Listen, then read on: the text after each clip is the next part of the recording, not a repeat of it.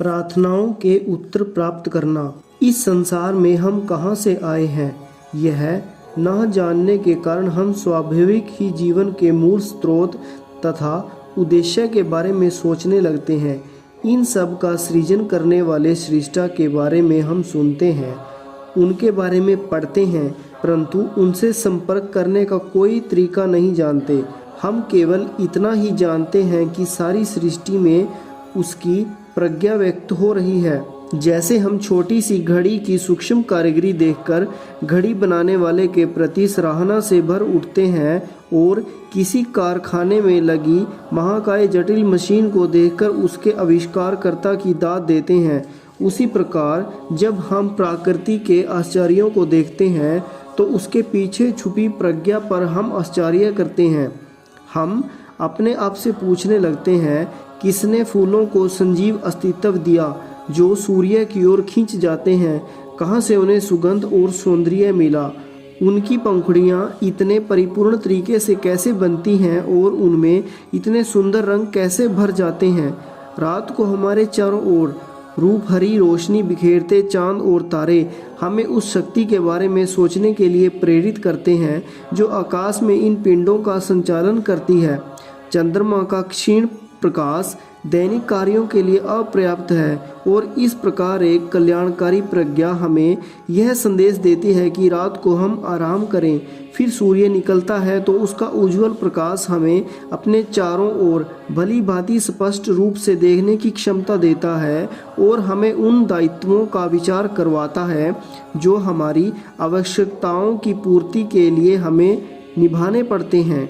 हमारी आवश्यकताओं की पूर्ति के दो तरीके हैं। एक है ऐहिक, उदाहरण के लिए जब हमारा स्वास्थ्य खराब हो जाए तो हम उपचार के लिए डॉक्टर के पास जा सकते हैं, परंतु एक समय ऐसा भी आता है जब कोई मानवीय सहायता किसी काम की नहीं रह जाती, तब हम दूसरे तरीके की ओर मुड़ते हैं, ईश्वर की शक्ति की ओर जो हमारे शरीर, मन और आत्मा का सृष्टि करता है। ऐहिक शक्ति सीमित होती है और जब उससे काम नहीं चल सकता तो हम असीम ईश्वरीय शक्ति की ओर मुड़ते हैं। हमारी आर्थिक आवश्यकताओं में भी यही होता है।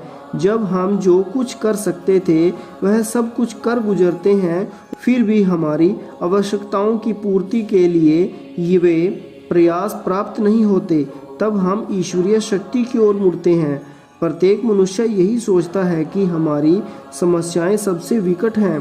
कुछ लोग अन्य लोगों से अधिक निरुत्साहित हो जाते हैं क्योंकि उनमें प्रतिरोध की शक्ति कम होती है। अपनी अलग अलग मानसिक शक्ति के कारण ही लोग समस्याओं से जूझने में अलग अलग मात्रा में शक्ति लगाते हैं।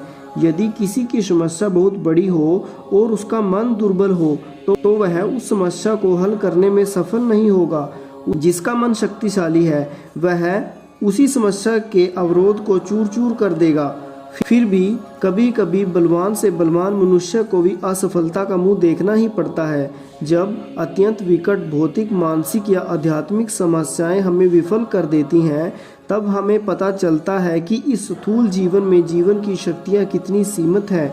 हमारा प्रयास केवल आर्थिक स्तर पर निश्चयता एवं अच्छा स्वास्थ्य पाने के लिए ही नहीं बल्कि स्वयं जीवन के अर्थ को समझने के लिए भी होना चाहिए।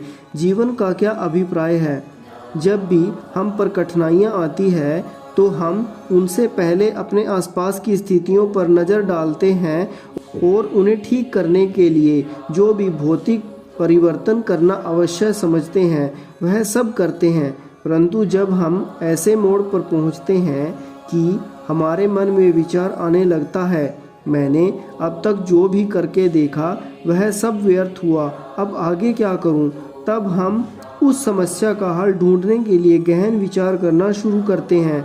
जब हम पर्याप्त गहराई से विचार करते हैं तो हमें उस समस्या का हल अपने अंतर में मिल जाता है। यह प्रार्थना के उत्तर का ही एक प्रकार है।